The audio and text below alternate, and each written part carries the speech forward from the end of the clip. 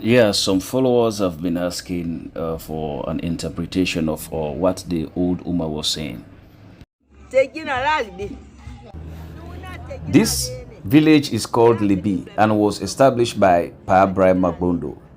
The location of which his resident is in the recently developed area of Bari, whereas our current location is Kuwanhun. The section of the hamlet that contains the road coming into it is referred to as Befu-Bu, whereas the center area of the village is designated as Majama. Upon the revelation of this settlement, 5 strangers named Kpacomi, Foita, Malegeh, Sia Konga, and Nyinagu encountered a water predicament alongside the other inhabitants of the hamlet. Nyinagu proposed locating a location that has access to water. Additionally, there was an elderly artisan who, while hiking through the wilderness, observed swamp trees Bondaa in the distance that may perhaps serve as water supply. The next morning, he informed Sia Konga about his discovery, and they subsequently visited the location where they discovered a small water reservoir.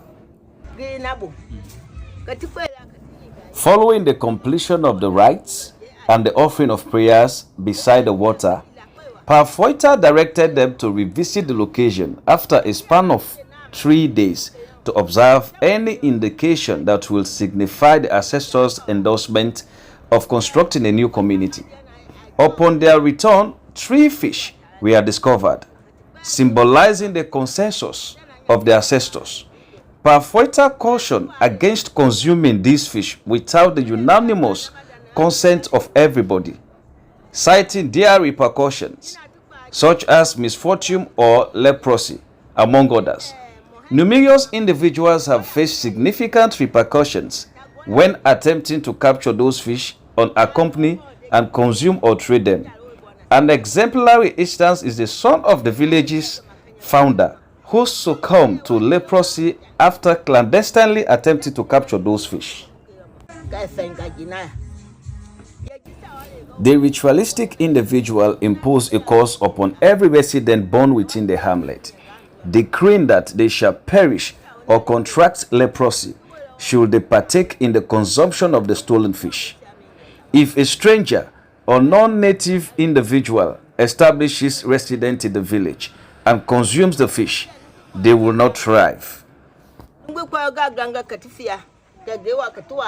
In addition, a group of white men visited the village with the intention of documenting the narrative. They assured the locals that they would come back the next day to capture photographs as evidence to support their account. Upon their arrival the following day, no fish, not even the tiniest fish, makondo, was observed.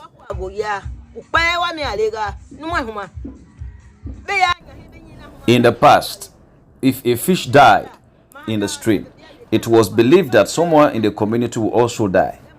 If the fish is in the infancy, a juvenile will die. If a person matching the description of a large, obese fish or a slender or elongated fish is found, that individual will perish. Furthermore, even if members of the community witness someone engaging in the act of catching those fish, they will refrain from intervening or expressing any objection due to the fact that the consequences do not concern them. Even now, the village maintains the conviction that capturing and consuming these fish exclusively will result in disaster. Nevertheless, as long as the entire village unanimously agrees to capture and consume the fish, they will not face any negative consequences as long as it is done with mutual agreement.